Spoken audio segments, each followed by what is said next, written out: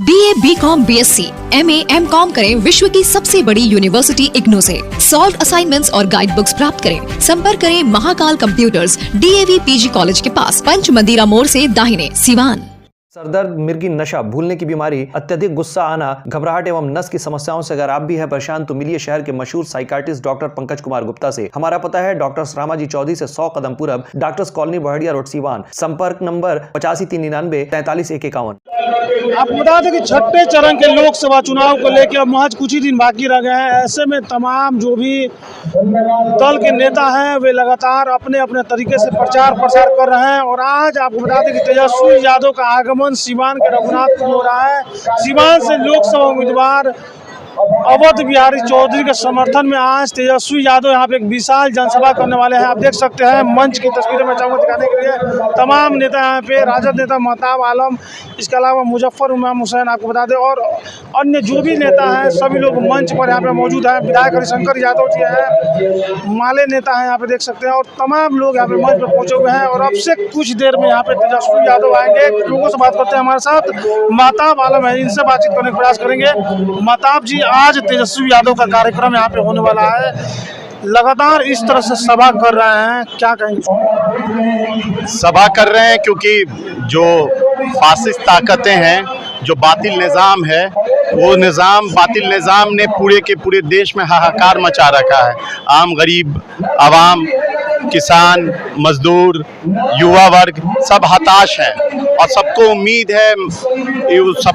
है कि इस ताकत को उखाड़ के फेंकने का काम माननीय तेजस्वी प्रसाद यादव जी करेंगे। यादव ने एक बयान जारी किया था कुछ दिन पहले, बोला था कि हमने हेलीकॉप्टर को ट्रैक्टर बना दिया है और लगातार हर जगह उनका हेलीकॉप्टर उतर रहा है। इसी क्रम में अभी 2-3 दिन पहले ही सिवान आए थे, फिर से सिवान में आगमन। कैसे देखते हैं लगातार इस तरह से जो कैंपेनिंग कर रहे हैं? एनर्जी वाले एनर्जेटिक नेता हैं, ऊर्जावान नेता हैं, युवा हैं, सकारात्मक सोच वाले नेता हैं और वो संघर्षशील लोग हैं, संघर्ष करने वाले लोग हैं। वो यकीनन वो सही बात बोले, यकीनन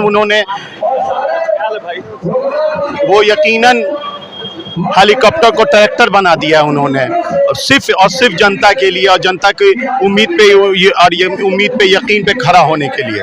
शहाबुद्दीन की पत्नी चुनावी मैदान में है। ऐसे में अवध बिहारी चौधरी पहले जो कि एक ही दल में हुआ करते थे, कितना असर डालेंगे? देखिए, मामला ये है ना कि आपको सवाल बार बार मैं यही बात बोलता हूँ, हम अभी मौजूदा सांसद यहाँ पे कौन था? एनडीए का था, और अभी मौजूदा हमारी लड़ाई तो एनडीए की सांसद से होगी, तो मैडम का नाम कहाँ से आता है? आपके सवाल हमेशा उनसे शुरू होते हैं, उन्हीं पे ख़त्म होते हैं। यहाँ पे और भी बेसिक मुद्दा है, उन पे बात किया जाए। मैडम हमारे साथ थी, नहीं है, वो तो आपको भी पता है सारे के सारे ये मरहलात को। कई बार मैंने इस पे जवाब दे चुका हूँ, कई बार मैंने ये बात बोल रखा है। तो बार बार ये सवाल पूछ के लोगों को कंफ्यूज करने की जरूरत नहीं है। मुद्दे पे बात होनी चाहिए सिंचाई पे, बात होनी चाहिए कार्रवाई पे, बात होनी चाहिए दवाई पे, बात होनी चाहिए सुनवाई पे। क्या आप ये कहना चाहते हैं कि मुद्दा सिर्फ इंडिया बनाम इंडिया का ही रहेगा, बाकी लोग नहीं रहेंगे? जो लड़ रहे हैं उनके सबके अपने अपने मुद्दे हैं। हमारी लड़ाई जो है वो इंडिया वर्सेस इंडिया है, इंडिया वर्सेस एनडीए है। हमारी लड़ाई उन फासिस्ट ताकतों से, उन जालिम हुकूमत से है जिसने बिल्किस बानो का रेप किया, जिसने हमारी मस्जिदों को तोड़ा, जिन्होंने आपको हमारे घरों की टिफिनों को खोज के देखते हैं कि क्या खाना है क्या नहीं खाना है, जिनका मुद्दा शिक्षा नहीं है, जिनका मुद्दा चिकित्सा नहीं है, जिनका मुद्दा बेरोजगारी नहीं है, जिनका मुद्दा महिला ये नहीं है। तो इन सारे बातों पे हमारे मोरलेस बातें हैं, इस बातों पे हमारा संघर्ष हो रहा है, इन्हीं बातों पे हमारा मुद्दा रहेगा और यही हमारी लड़ाई रहेगी। मुजफ्फर जी हैं, इनसे ही बात कर लेते हैं। एक सवाल हम आपसे लेंगे, क्योंकि आप भी राजनीति में, सीमांक राजनीति में काफी अनुभव रखते हैं। कहा यह जा रहा है कि अवध बिहारी चौधरी सबसे अनुभवी चेहरा है सीवान के लिए। अभी आपको क्या लगता है, चूंकि मैडम भी 3 बार लगातार चुनाव लड़ी? जाहिर सी बात है, प्रत्याशी तो वाकई अनुभव है। सदन में बिहार विधानसभा में कई मरतबा नेतृत्व कर चुके हैं और विधान पूर्व अध्यक्ष भी रहे हैं, और अभी महागठबंधन ने प्रत्याशी बनाया और सेकुलरिज्म पे देश की लड़ाई चल रही है, और बेरोजगारी मुद्दा है, महंगाई मुद्दा है, और हमको लगता है कि इसमें अच्छा खरा ये उतरेंगे। अध्यक्ष रह चुके हैं, लेकिन अध्यक्ष जो रहे थे उसका एक गलत ये भी जा रहा है, लोग ये कह रहे हैं प्रोटोकॉल इस तरह का। देखिए, हर नेता का कुछ अब हर नेता अपने पावर में मंत्री होता है, विधायक होता है या संवैधानिक पद पे होता है, उस वक्त सबको खुश नहीं कर सकता है। वो कुछ लोग नाराज भी हो जाते हैं, कुछ लोग खुश भी हो जाते हैं। प्रोटोकॉल इसमें भारी पड़ने वाला मैं तो ऐसा अनुभव नहीं कर रहा हूँ हम लोगों से कोई लेकिन जनता में अगर उस तरह की बात हमको सुनने में नहीं आ रही है और हमको लगता है कि सीमान से एक अनुभवी चेहरा है, कामयाबी मिलेगी। लंबे समय तक चिराग पासवान जी की पार्टी में रहे हैं, जब उनके पिताजी रामविलास पासवान थे, ऐसे में आज उनके विरोध में खड़े हैं, विरोधी खेमे में।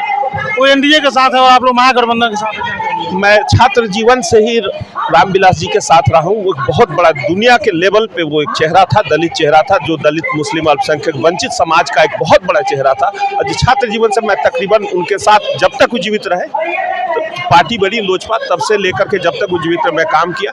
जो विचारधारा दुनिया में नहीं रहा, मुझे संतुष्टि उनके परिवार के लोगों से नहीं हुई कि भाई उस विचारधारा को लोग जिंदा रख पाएंगे, अपने में वो लोग उलझ गए, इसलिए मैंने लालू जी पर स्थापित किया और राजद को ज्वाइन कर लिया। एक आखिरी सवाल आपसे कि जिस तरह से 2 चरणों में चुनाव हो चुके हैं, कल तीसरे चरण के लिए वोट डाले जाएंगे।